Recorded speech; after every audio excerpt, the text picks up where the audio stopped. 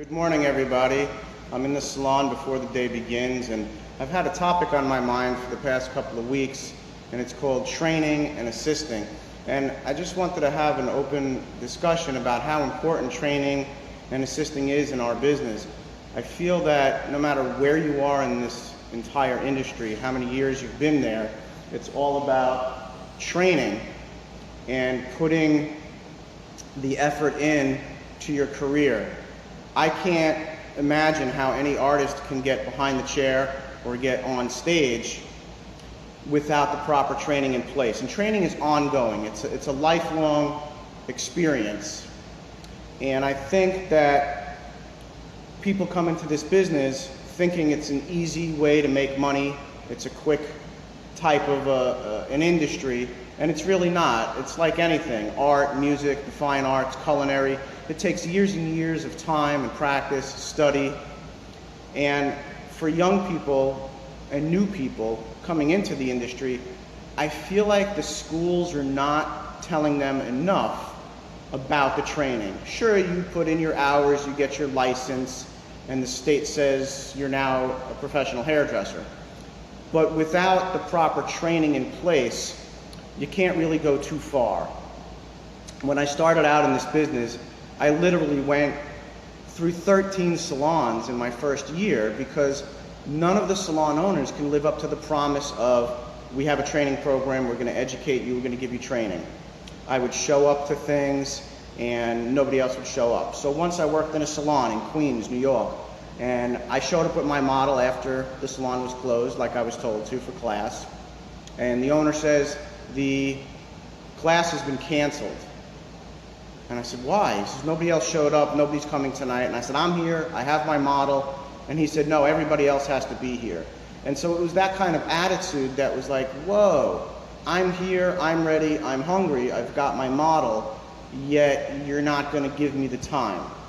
And I think it's so important for salon owners to put time and investment into their employees in any way possible. If you can't physically train on the premise, you've got to bring people in or farm the work out or send your employees to places where they can train. Make a minimum requirement of 2 shows and 2 classes, whatever it is. But training begins day one in a salon. It's about paying attention to detail. So let's talk about what it's like for the first year assistant. The first year, it's long hours. It's learning to stand all day long. It's learning about how the little tiny details matter. For example, if you walk past some hair on the floor and you don't sweep it up, you've missed a detail. If you walk past a towel sitting on a chair or a coffee cup on a counter, you've missed a detail. And if those details are missed, how can we see the details in a haircut or in a color? And so that first year is about learning how to stand on your feet, long hours, paying attention to detail, understanding the flow of the salon, the flow of the employees, and how things move and work. Every salon has their own individual vision.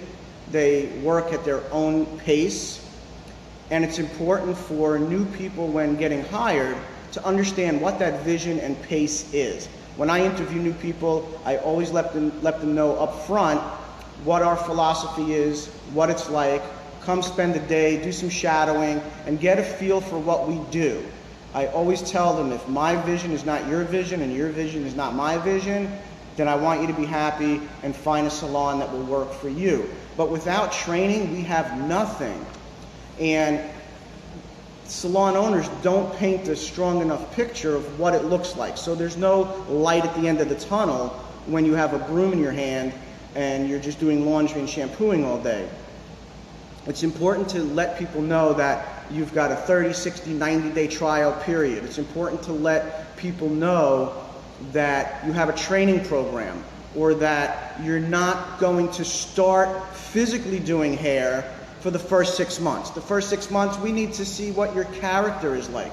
How can we build your character, your motivation? Are you coming to work on time? Is your hair professionally done? Is your makeup done? If we're not looking as professional as what we want to produce, then that's questionable. But it's up to the owners to lay down that road work, that brick work, to say, here's what we expect of you, here's the vision of our company. And I think that that's kind of stepped over. And so somebody comes in as a new hire, they start assisting, they start doing all the grunge work, and it sucks. Trust me, I did it for years. But as an owner now, 22 years later, I'm still doing grunge work.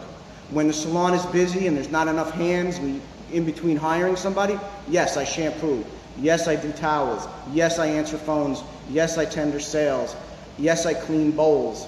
And it's everybody's collective job to pay attention to those details. Too many people are so quick to become, I want to be a money-making hairdresser, but I just got out of school.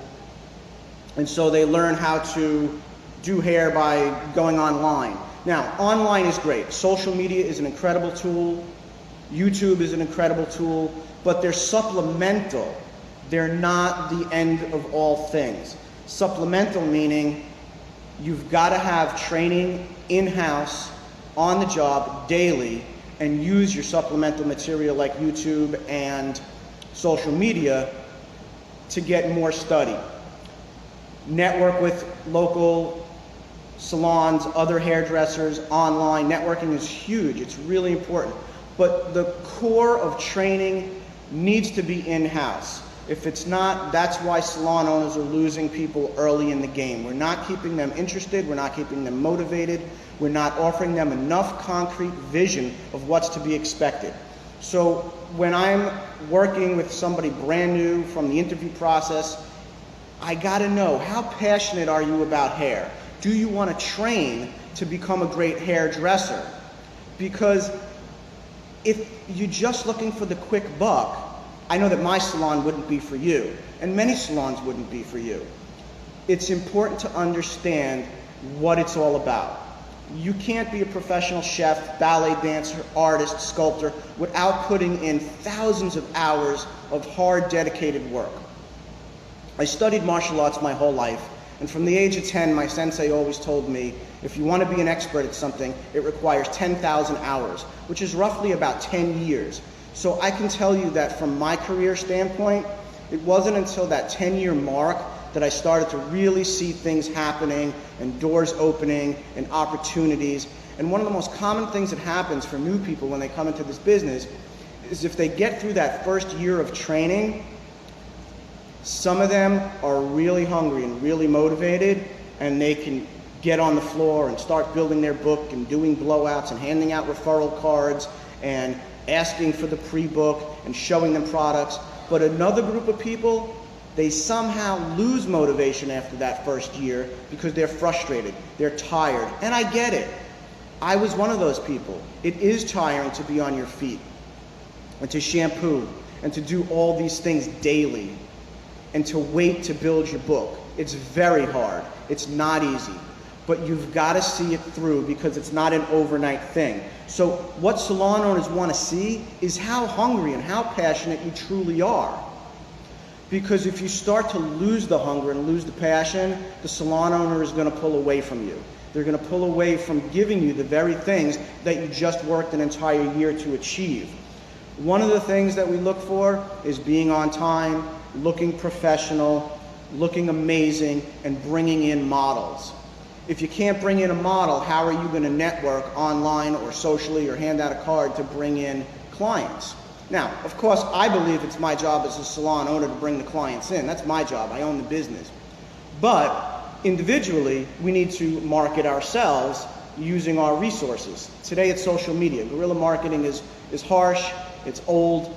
People don't like it. We're in a world where everybody's like, whoa, stay away. Don't come too close. So we got to use our social media. And so we have to teach people from day one, photograph your work, even if it's a mannequin, get online, show everybody what you're doing. I post all the time that we're looking for models, but I don't see the very people we're training posting that they're looking for models. And so that's when we have to take them to the side and say, hey, what are you doing to become the professional that we're training you to be? Talent is not enough. Aptitude is not enough. They're the raw material that makes great hairdressers and great creative people. But it's the attitude that really changes the game to make people successful. So what does it take to be successful besides showing up and bringing in your models? It takes the dedication and the passion to see it through, to not get frustrated. It's easy to get frustrated. We spend countless hours trying to do a haircut or a color on a model or a mannequin, and we're going to have successes and failures. And we can't expect to be an expert in anything or everything on the first time. I remember I was a creative artistic color director for a salon some years ago, and the owners were always questioning why the scores were so low on some of the color tests, and I always would tell them it's impossible to score 100 in all areas the first time. For example, I always let people know the first time you hair paint or balayage, don't expect it to be great. It looks much easier than it is, and it comes with time and doing it over and over again. One of the mistakes that not only new hairdressers make, but even seasoned hairdressers make, is they take a class, they don't practice what they learned, and then they go do it on a client for the first time. And that's a little scary because it takes so many times to perfect a singular technique or a singular look or a singular concept. And that's what we try to reiterate. So on-the-job training is so key because it's not just about the broom and the sink, it's what's going on before we got to sweep the hair. In other words, are you watching that haircut? Are you standing next to that stylist and learning that haircut, discussing it later, breaking it down, and doing it on model and mannequin at the class? Are you paying attention to what's going on with color? I like to train the assistants very, very early on within their first few weeks how to mix and apply glosses to get their hands dirty. I don't want them just sweeping and shampooing. I want their hands in the hair. That means learning to comb out the tangles from the bottom up. It means learning to use the right products and teaching them product knowledge. It means getting them away from the sink and combing them out at the chair. It means teaching them how to apply the glosses properly, having them watch how you apply color, even if they're handing you a foil or prepping or whatever it is. It's on-the-job training. Otherwise, it's going to get stale for them. So the first 5 years is understanding the art of dedication and commitment to that training. The first year is really just getting acclimated to an industry and a flow, and I think it's important for everybody to learn the front of the house and the back of the house. Everybody should know how to answer a phone and deal with customer service, ring up a client, book a client. Everybody should be handing out their cards. There's so many variables to learning. The very first salon I ever worked in was in Brooklyn, New York, 22 years ago. And as an assistant there, I wore many hats. I started with hustling, putting in dimes in the parking meters so the clients wouldn't get a ticket, sweeping the floor, shampooing the heads, answering the phones, dusting the shelves, learning the products through doing inventory, ordering. Back then we had DOS-based computer systems and the giant calendar pad with a pencil. And so I learned the front of the house and the back of the house, just like a restaurant.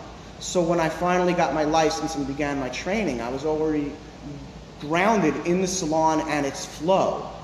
We can't just throw people behind a sink and give them a broom. We've got to spell out what is the flow. Are you departmentalized? Do you have an open chair policy? All of these things need to be discussed clearly with the candidates so when they come on board, they have a very clear vision of what assisting and training is in order to build the future of hairdressers. And so what I look for is that hunger and that passion, even in the darkest moments. We have emotional days where things don't work out and we're going to cry about it, and we need to just be strong the next day and hit it hard and heavy. The greatest lesson that I was ever taught was not from a salon professional, but from my sensei, which filters into every part of my life, which is everything we do is about the training. If we never stop training, then we learn to never give up. And if we never give up, we learn how to succeed at any cost. Now that doesn't mean success is I'm a millionaire and I've made it. Success means not quitting, because quitting and not trying is the definition of failing.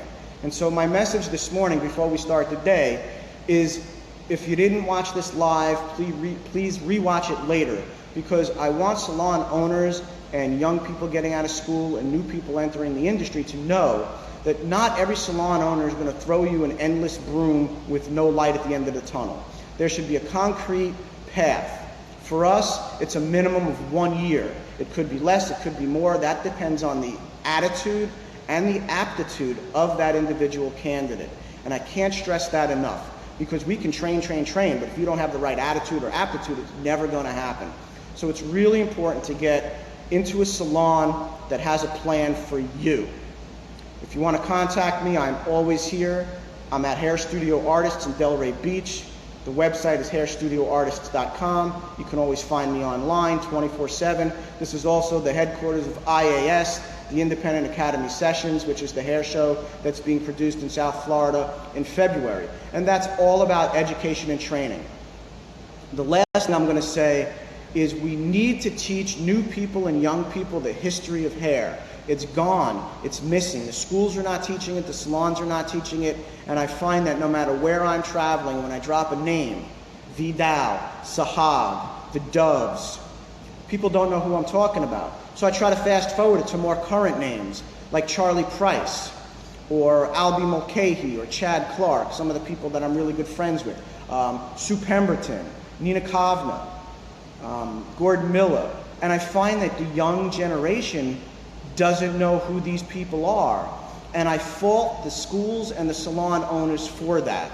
And so part of our training is to create a family tree of where this all began. The family tree of cutting, the family tree of cutting, and all of the things that are happening in the industry. It's so important to know the history, because every look that's being done was done already. It's just being rehashed. It's being reinvented, revisualized. So it's truly, truly important to paint a picture of the history of hair, where we've come from, where we're going, and create a concrete path of training models and workshops and expectations for new people. That's it, folks. We got to start our day. I'm glad you listened. Please share this and forward it, because without training, we have nothing. It never ends. I can't expect to get in front of anybody at a hair show if I didn't learn something new myself for the year. Have a great, productive, motivating weekend, and I'll catch you back on another video. Thank you.